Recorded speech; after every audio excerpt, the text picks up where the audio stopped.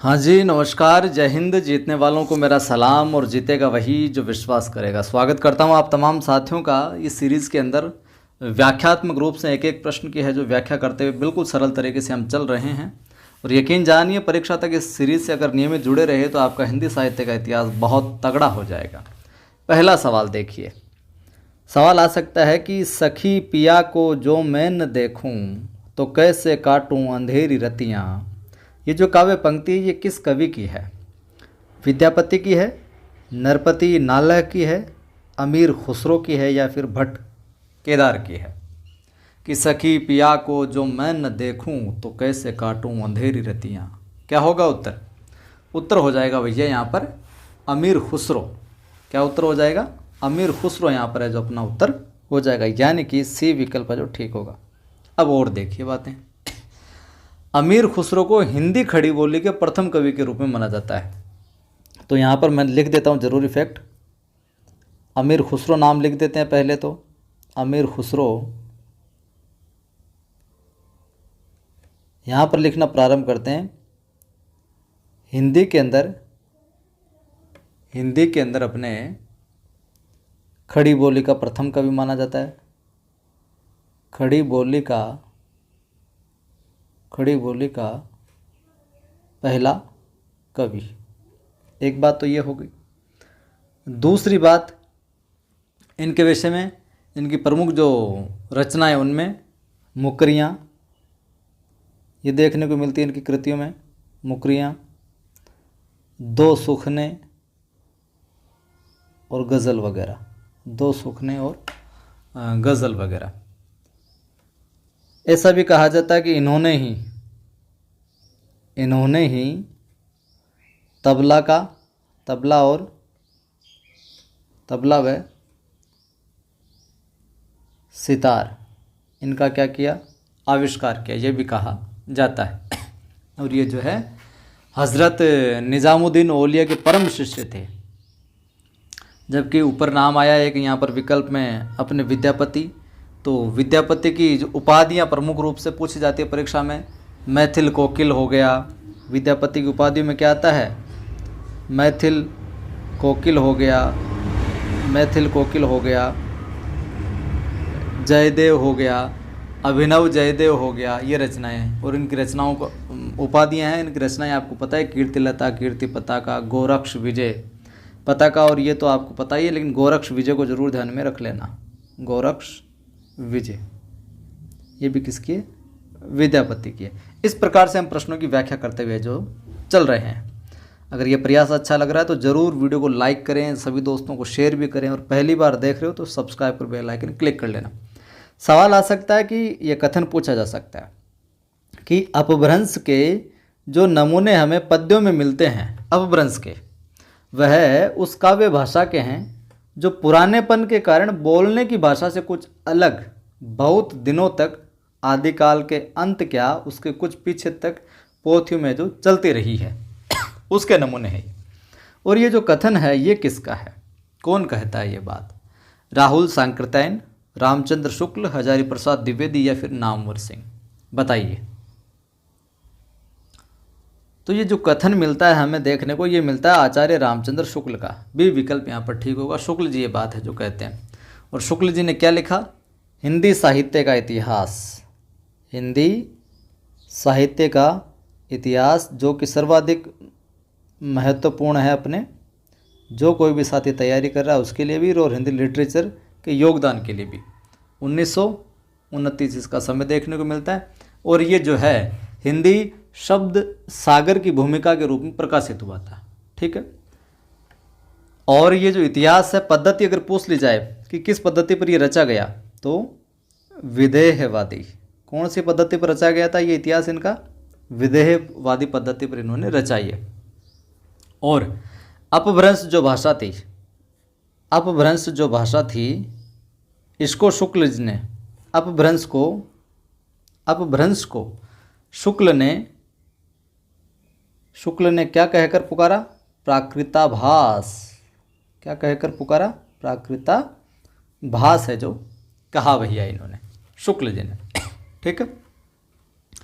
और इन्होंने जो साहित्य को विभाजन किया था साहित्य इतिहास का, वीरगाथा काल, भक्ति काल, रीतिकाल और गद्य काल। वीरगाथा काल समय इन्होंने प्रारंभ किया 1050 से 1375, 75 से फिर 1700, 1700 से 1900 और 1900 से 1984 विक्रम संवत में। इनका ध्यान में रखना है, किसमें? विक्रम संवत में। चलिए अगला सवाल देखिए। अगला सवाल है साथियों अपना कि निम्नलिखित रचनाओं को उनके रचनाकारों के साथ सुमेलित करना है। इधर रचनाकार हैं और इधर क्या है? रचना है। अब इनको मिलाना है भाई साहब। आपको क्या मिलाओगे? मिलान हम करें तो सीधा सीधा मैं मिलान कर देता हूँ। प्राकृत प्रकाश जो है यह है वररुचि महोदय की। प्राकृत प्रकाश किसकी है? वररुचि की। श्रावकाचार, श्रावकाचार की बात करें तो देवसेन। कौन है श्रावकाचार में? देवसेन। प्रबंध चिंतामणि की अगर मैं बात करूं तो यह है जैन आचार्य मेरुतुंग की है। और कुमारपाल प्रतिबोध की अगर मैं बात करूं तो कुमारपाल प्रतिबोध जो है यह है आपके सोमप्रभ सूर्य की। यहाँ पर लिख देता हूँ मैं, कुमारपाल प्रतिबोध किसके? सोमप्रभ सूर्य, सोमप्रभ सूर्य की है। तो भैया हेमचंद्र और बच गया एक नाम, तो हेमचंद्र की अपने कुमारपाल चरित है। हेमचंद्र की यहाँ पर लिख देता हूँ मैं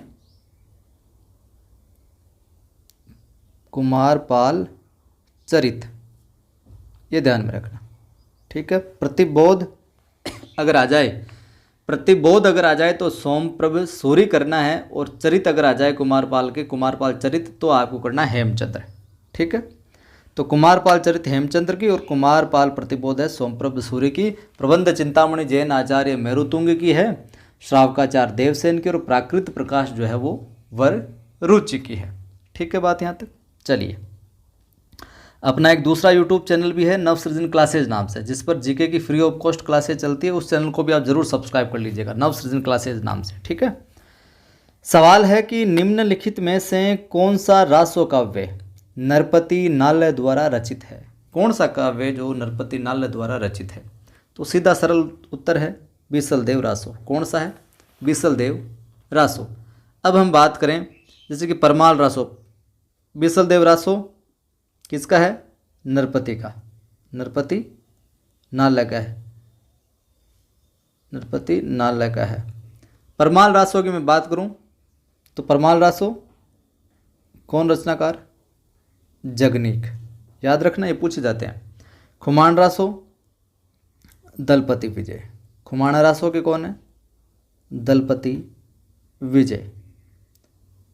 और पृथ्वीराज रासो का जगत प्रसिद्ध है, कमेंट करके आप बता देना, बिल्कुल आसान है ये तो। अगला सवाल देखिए।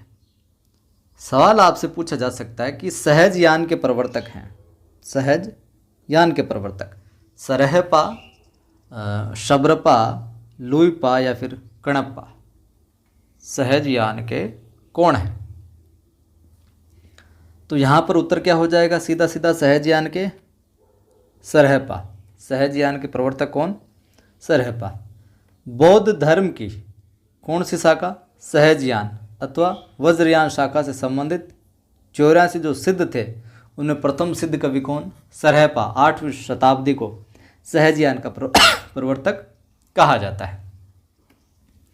और ये जो हैं सरोज वज्र और राहुल भद्र जो हैं, ये सरोज वज्र कोमा राहुल भद्र,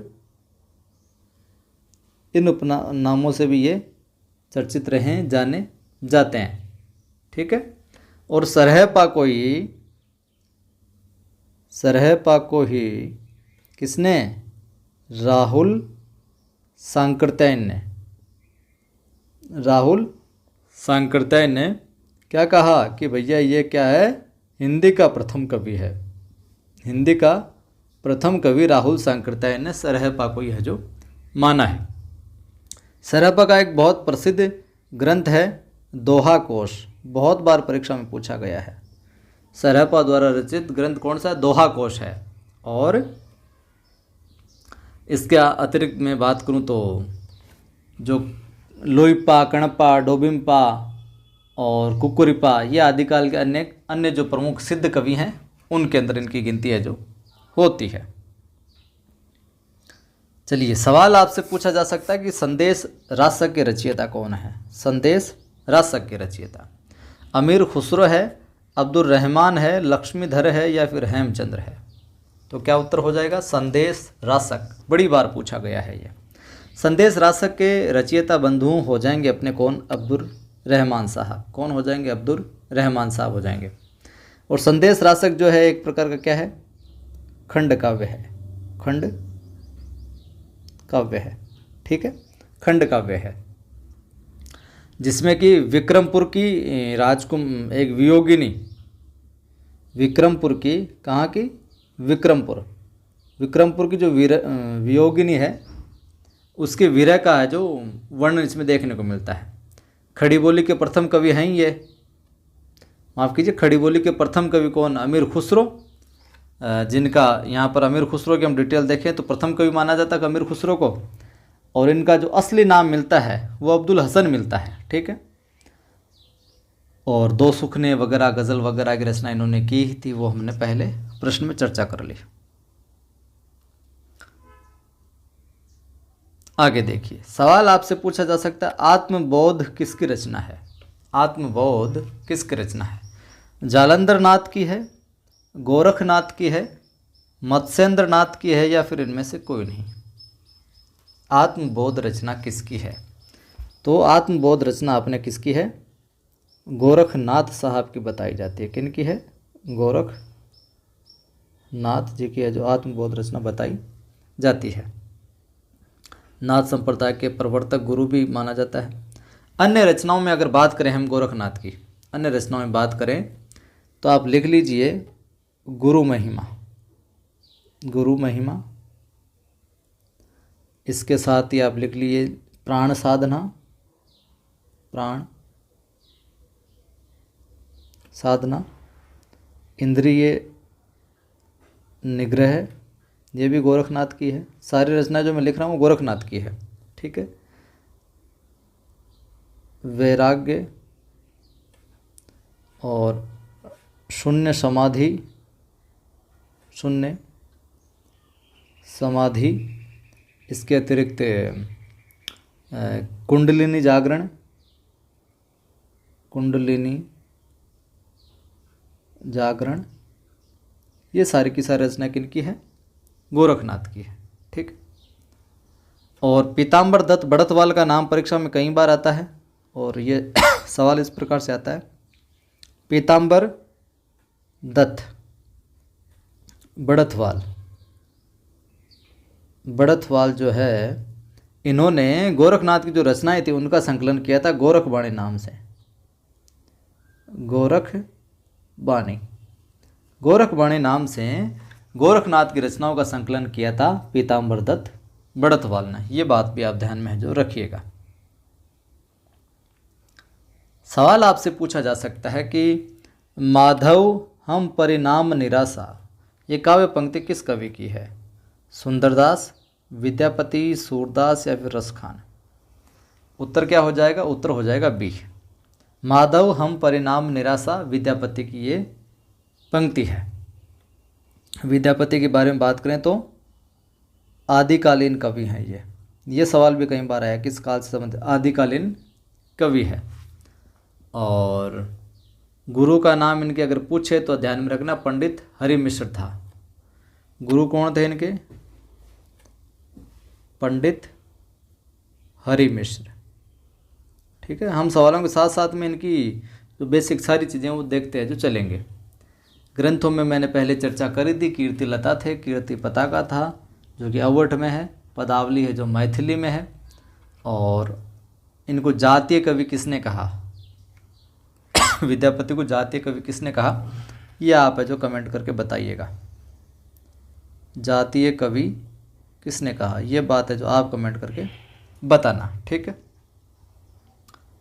सवाल आपसे परीक्षा में पूछा जा सकता है क्या कि बौद्ध गान और दोहा का संपादन किसने किया? शंकरत्यायन ने या सूर्यकांत शास्त्री ने, प्रबोध चंद्र बागची ने या फिर हरप्रसाद शास्त्री ने। तो बौद्ध गान और दोहा का संपादन किया था भैया हरप्रसाद शास्त्री ने, हरप्रसाद शास्त्री ने। वहीं जो यहाँ पर प्रबोध चंद्र बागची नाम आया है, इन्होंने है जो संपादन काम किया जिस ग्रंथ का, वो है दोहा कोश का। दोहा कोश के अगर संपादन की बात आ जाए तो इनका संपादित ग्रंथ करने वाले कौन थे? प्रबोध चंद्र बागची थे। राहुल सांकृत्यायन यहाँ पर नाम आया है, तो इन्होंने भी एक इनके द्वारा भी संपादित ग्रंथ है जो कि कई बार पूछा गया है, हिंदी काव्य धारा, हिंदी काव्य धारा, इसका इन्होंने है जो संपादन किया है। ठीक है, अगला सवाल देखिए आज की सीरीज में कि सिद्ध कवियों द्वारा प्रयुक्त भाषा को कहा जाता है डिंगल, अपभ्रंश, अवहट या फिर संध्या। जो सिद्ध कवि हैं वो जिस भाषा का प्रयोग करते थे उसको क्या कहा जाता है? उत्तर हो जाएगा संध्या भाषा। चौथा विकल्प यहाँ पर है जो ठीक हो जाएगा। और जो संध्या भाषा शैली है एक तरीके से इसका जो सहजयान शाखा है, सहजयान शाखा है, उसका प्रचार प्रसार करने के लिए इसका है जो प्रयोग किया इन्होंने। ठीक है, और जो संध्या भाषा जो है वो वस्तुतः एक तरीके से अंतः साधनात्मक जो अनुभूति है उसका संकेत कराने वाली करने वाली है जो भाषा है। ठीक है, इसी भाषा का प्रयोग नाथ योगियों ने भी किया था। कबीर आदि संतों की इसी भाषा शैली को उलटवासी भी कहा जाता है। 84 सिद्ध थे। और हम बात करें तो जैसे कि सरापा की रचना है दोहा कोश, और जो शबरपा है उसके कृत है चर्यापद। चर्यापद अगर रचना पूछ ली जाए किसकी है तो क्या बताओगे? शबरपा। ठीक है, तो अगला सवाल देखिए। अगला सवाल है निम्नलिखित में से किस राष्ट्र काव्य का मूल वर्ण विषय वीर रस नहीं था? कई लोग मानते हैं कि वीर रस था, तो यहाँ पर सवाल ये कई बार आया कि किस राष्ट्र काव्य का मूल वर्ण विषय वीर रस न होकर क्या था? श्रृंगार रस था। तो वो राष्ट्र काव्य कौन सा है? खुमाण राष्ट्र है, पृथ्वीराज राष्ट्र है, बीसल देव राष्ट्र या फिर परमाल राष्ट्र है? तो यहाँ पर उत्तर हो जाएगा बीसल देव राष्ट्र के। इसका जो है वो वीर रस न होकर मूल जो है वर्ण विषय श्रृंगार रस है। ये एक प्रकार से मुक्तक गेय काव्य है, मुक्तक प्रकार का है, गेय काव्य है। ठीक है, रचना आपको पता ही है किसने की इसकी। इसमें क्या है कि जो भोज परमार था, भोज परमार शासक था, उसकी पुत्र थी राजमती, और अजमेर का चौहान राजा कौन था? बिसल देव तृतीय। इनका जो विवाह हुआ, इनका जो वियोग हुआ, और उसके वियोग के बाद पुनः जो मिलन हुआ, उसकी ये जो कथा इसमें प्रस्तुत है जो की गई है।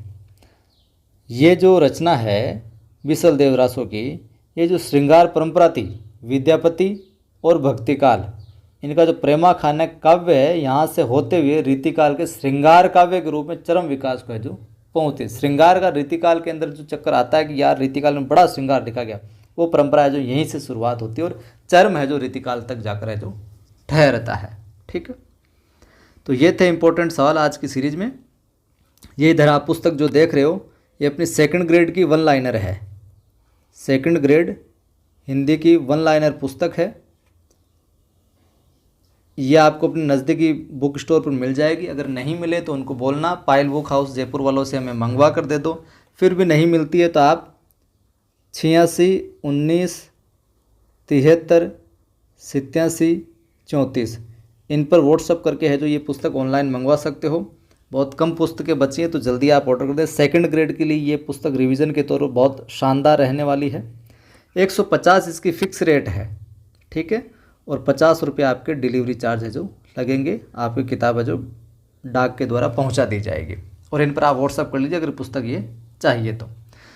और टेलीग्राम चैनल है अपने 2, एक तो कवि आदिगणेश हिंदी नाम से, एक नवसृजन क्लासेज नाम से। दोनों का लिंक डिस्क्रिप्शन में आपको मिल जाएगा। अपना इंस्टाग्राम पर भी पेज है नवसृजन क्लासेज नाम से अपने संस्थान का, उसको भी आप फॉलो कर लीजिए। वहाँ पर फैक्ट वगैरह सवाल वगैरह नियमित रूप से जो डाले जाते हैं। जय हिंद, फिर मिलता।